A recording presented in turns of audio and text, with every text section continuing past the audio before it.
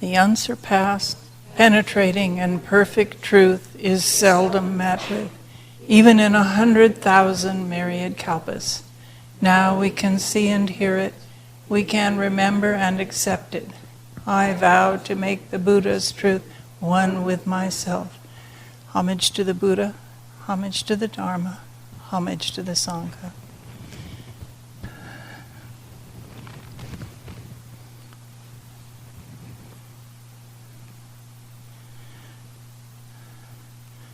So this morning, I thought I would talk a bit about the Paramitas. And as you'll recall, over the last, 2 or 3 months, Reverend Master Mahon's been giving this wonderful series on each of the 6 Paramitas. And it so happens that during those 2 or 3 months, I happened upon a book, and it also is about the Paramitas. It's called The World Could Be Otherwise. It's by Norman Fisher, one of the former abbots of San Francisco Zen Center, and presently the president of Everyday Zen Foundation, I believe it's called. And I've found this book so remarkable that instead of giving a talk today, I'm going to let Norman Fisher give a talk. And he speaks extensively of each of the Paramitas, but he does it in such a way, if you can imagine that you put one of them in the middle of a room and you took 3 steps to the left and turned around and looked at it from that angle, and then you moved a little bit more. And for me at least, he's opened up ways of looking at those Paramitas that I had never considered before, and they've actually already been quite helpful to me. I've chosen one example that I'll read for each of the 6 Paramitas, something, and it's obviously I will pick something that I found personally helpful.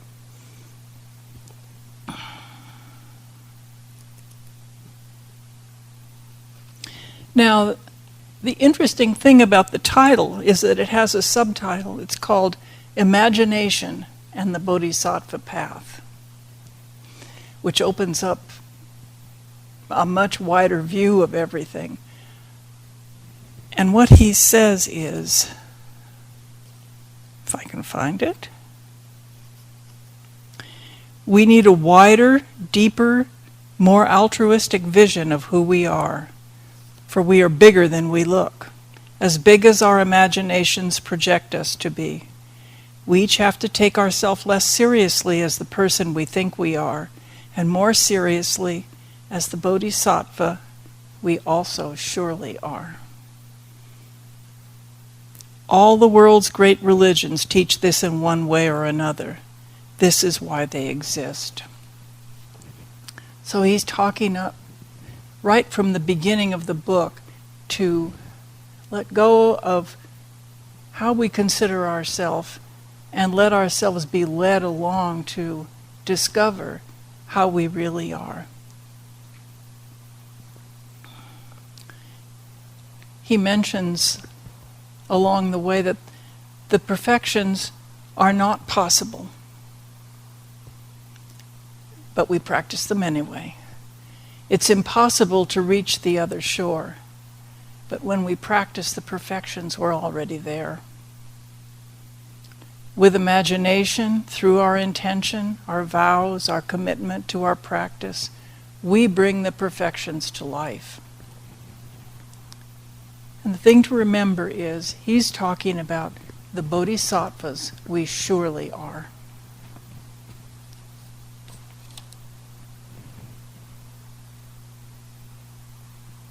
So we'll start with Dana, and he translates some of them differently than we are used to.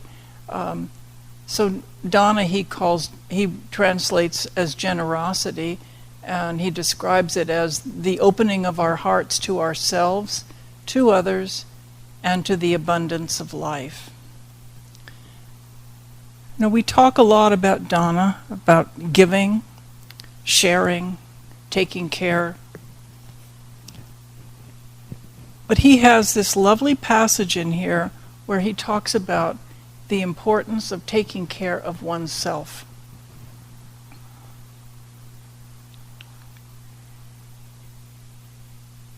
He says, if these teachings are true, these are the teachings on generosity, they must mean that taking care of oneself is taking care of others.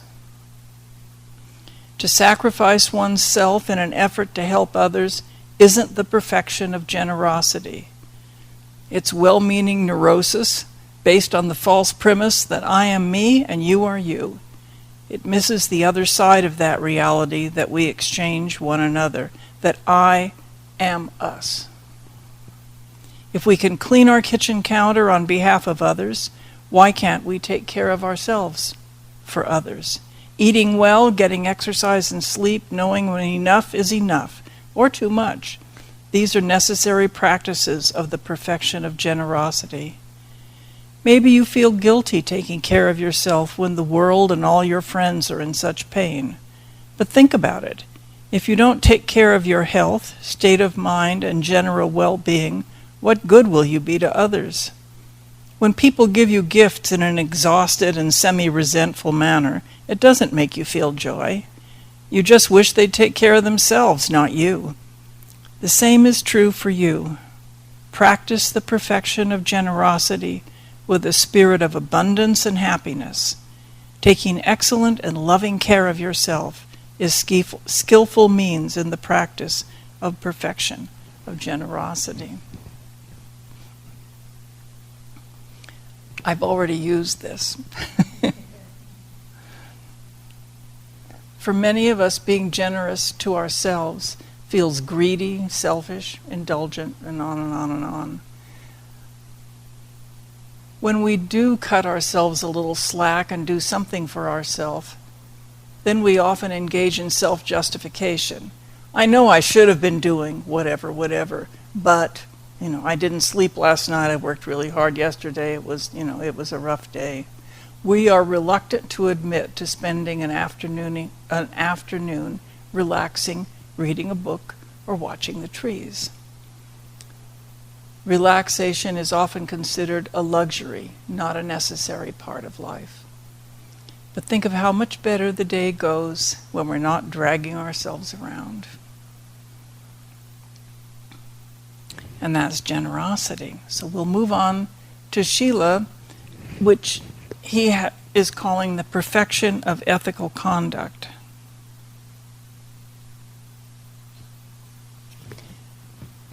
Every morning when we get up and start our day, we start by putting the kesa, or the small kesa, on our head and reciting a vow. We're vowing to practice ethical conduct during that day, to follow the precepts as best as we can. Every day, quite often, if you are one who practices a period of reflection in the evenings, you look at the day and you look at the actions of body, speech, and mind and reflect on how we could have done better, how we could do as little harm as possible.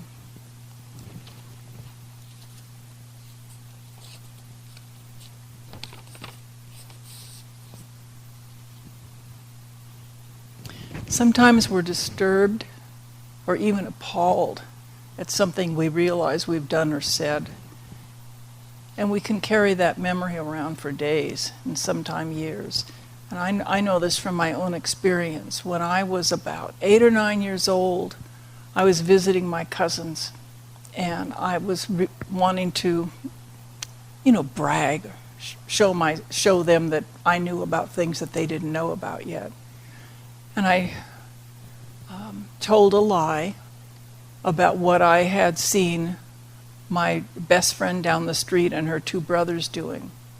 And because we were sort of all huddled up and talking this way, we were exchanging notes. We weren't just talking to each other. And I wrote it down.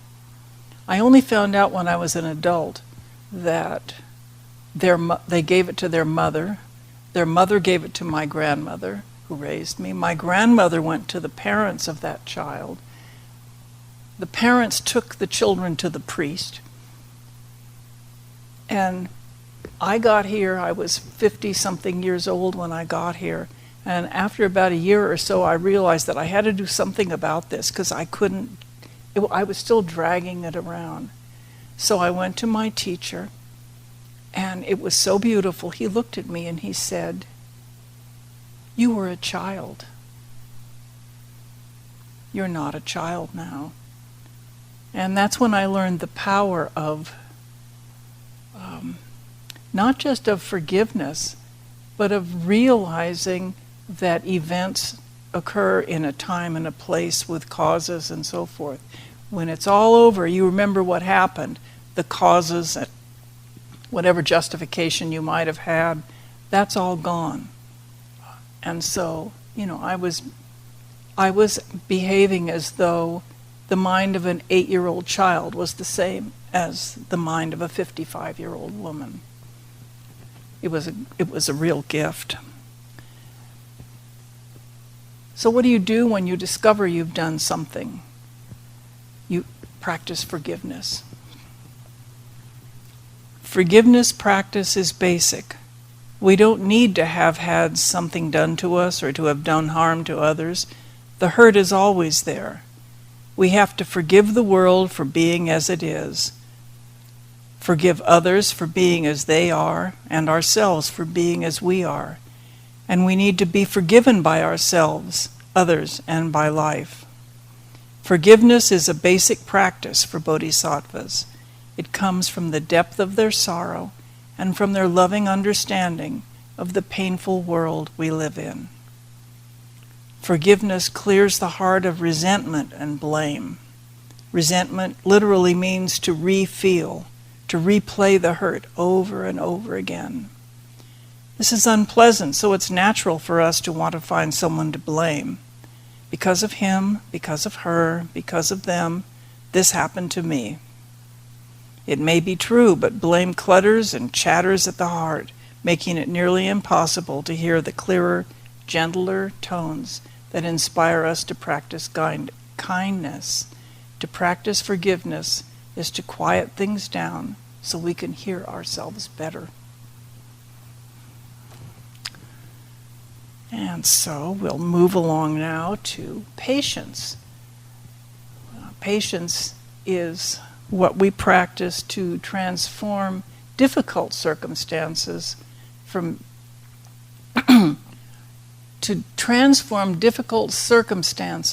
or misfortunes or disasters into spiritual benefit.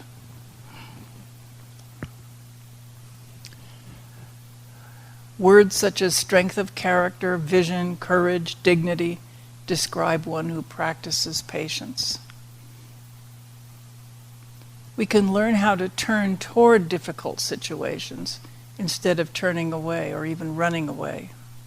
And blame is an unfortunate way that we often respond to circumstances that we are unable to transform.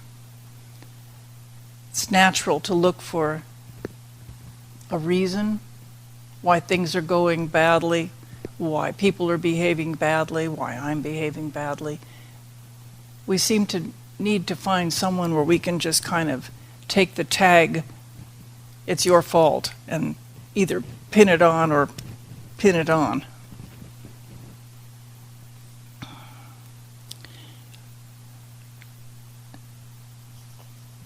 I'm on the wrong page.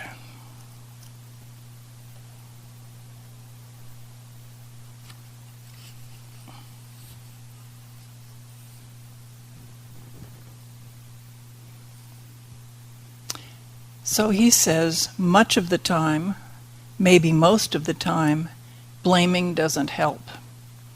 The offending person isn't going to change. The court's verdict won't be overturned. The medical diagnosis is what it is. The divorce is final.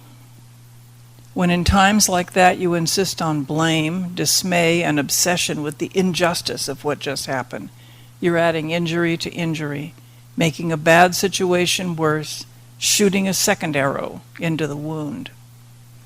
Going on like this, even if you have a good reason, will erode your point of view and put you in danger of becoming a bitter person. So when what's happened can't be changed, there's no choice but to turn toward the difficult experience, whatever it is, and take it on. As Shantideva succinctly puts it, if you can find a solution, what's the point of being upset? And if you can't find a solution, what's the point of being upset? If you can fix the problem, why groan, moan, and jump up and down, wearing yourself and your friends out? Fix it. If you can't fix it, what good will it do to groan, moan, jump up and down?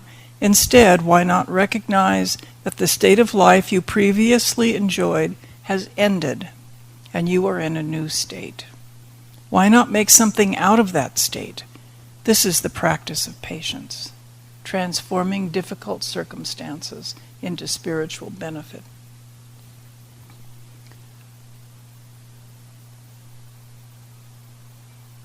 This also translates into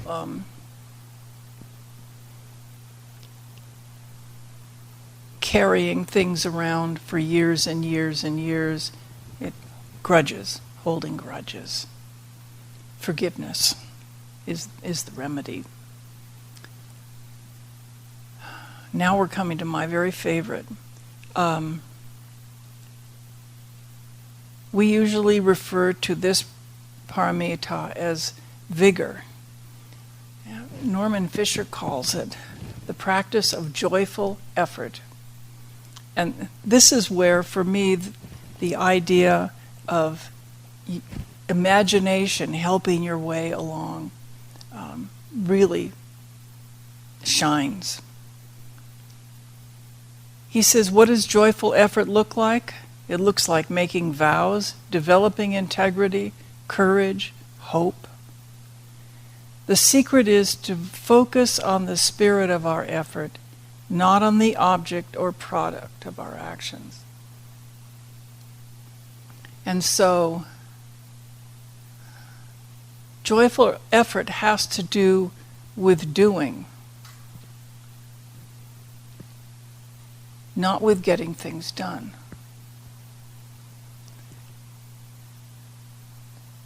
I've noticed,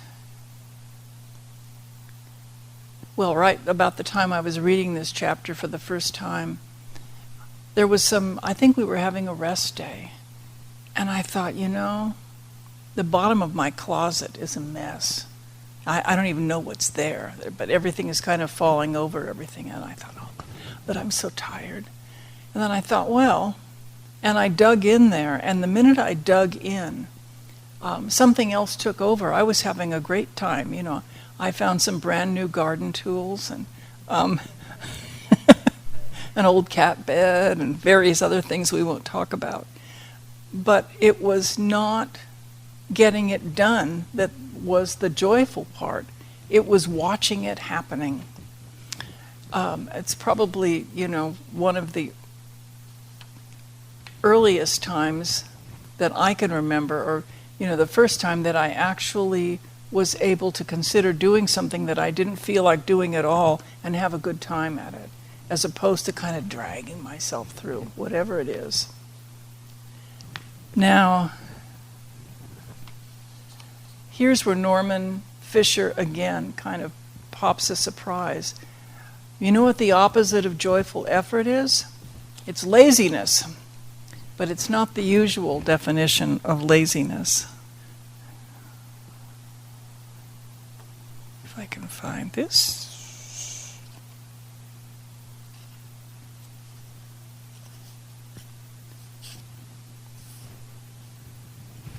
Traditionally, joyful effort is defined by what it is not: laziness.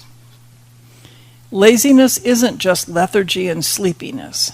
Laziness can also be rushing around doing a bunch of stuff that is actually motivated by deep-seated avoidance of what we most need to address in our lives. I think that a great deal of the effort we make is just this sort of laziness, We're working hard to run away from ourselves, to avoid facing what we know we need to face. These days, overwork is a common form of addiction. Most jobs are enormously demanding. As productivity and creativity ramp up, our rapid and fertile minds think of more and more tasks that need to be done. Add to that our contemporary need for entertainment and distraction, as well as the voluntary demands of our social networks, and we all have very full lives. No wonder we find ourselves doing personal work in the evening, making a night of restful sleep more difficult to come by. No wonder we're so wound up and tangled in our lives. While there are probably some couch potatoes out there, not many of us are lazy in the usual sense of the word. But from the point of view of joyful effort, most of us are slackers.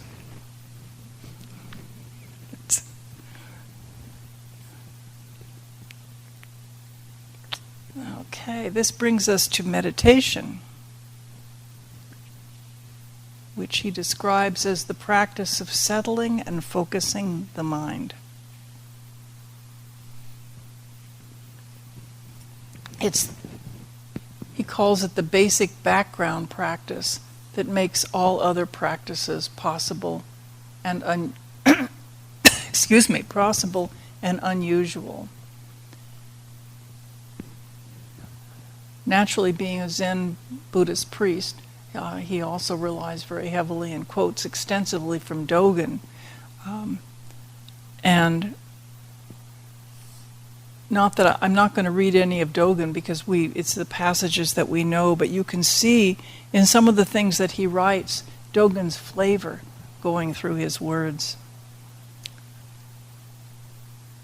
He says, take for instance the question of thinking.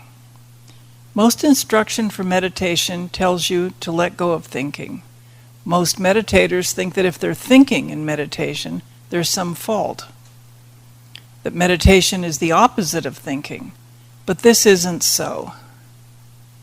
There's a big difference between thinking, as we usually do it, and the sort of thinking bodhisattvas do. Creative, open-ended, all-inclusive thinking. Imagination opens and frees us. Fantasy reinforces our smallness and our desire.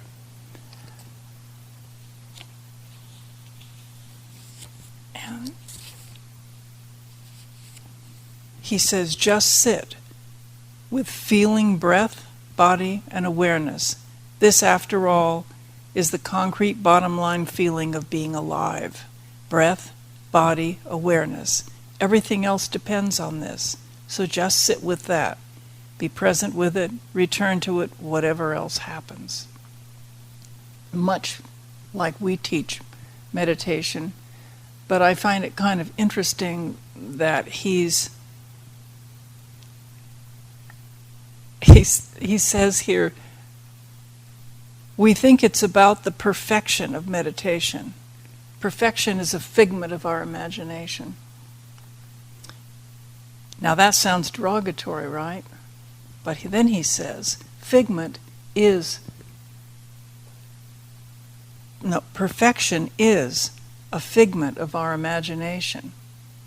When we're meditating, our imagination, we're thinking with our imagination, not building tales or whatever, but just the creative aspect of the mind when it's left alone to float in a way.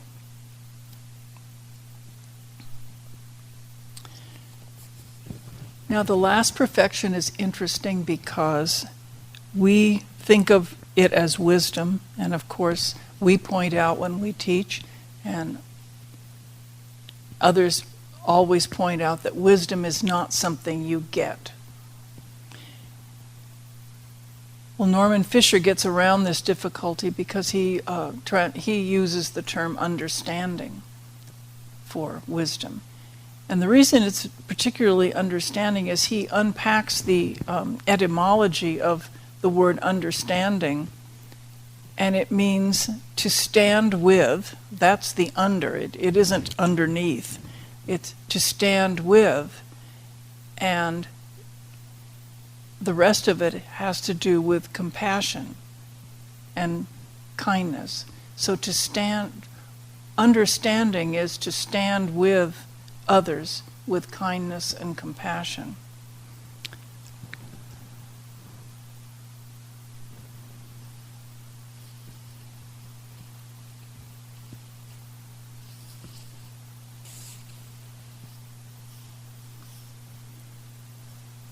First and foremost, bodhisattvas who practice the perfection of understanding along with the other perfections are kind. Generous in their outlook and actions, they have the capacity to forgive people because they understand the conditions that give rise to unwise conduct. They have unfailing compassion, knowing how sad and impossible it is to be human. They see others as they see themselves, trying their best to do what they can to get by.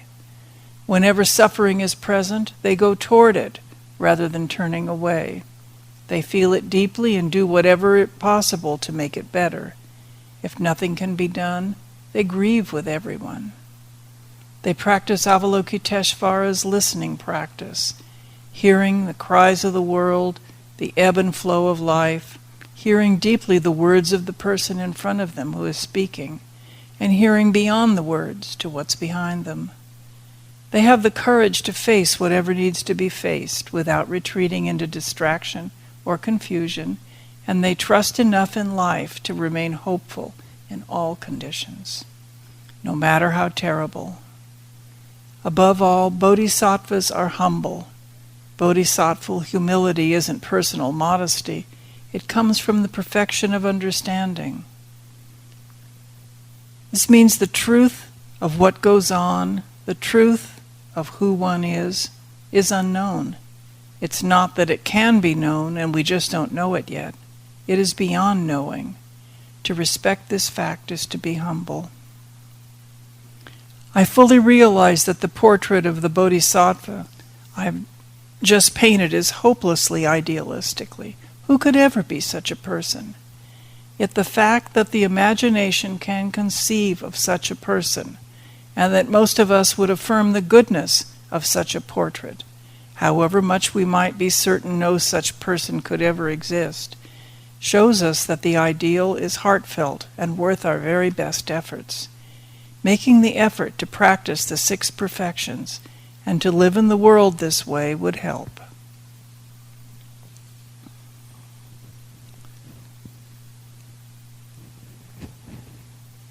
So I've given you a small taste of what is in this lovely book, and thank you very, very much. It has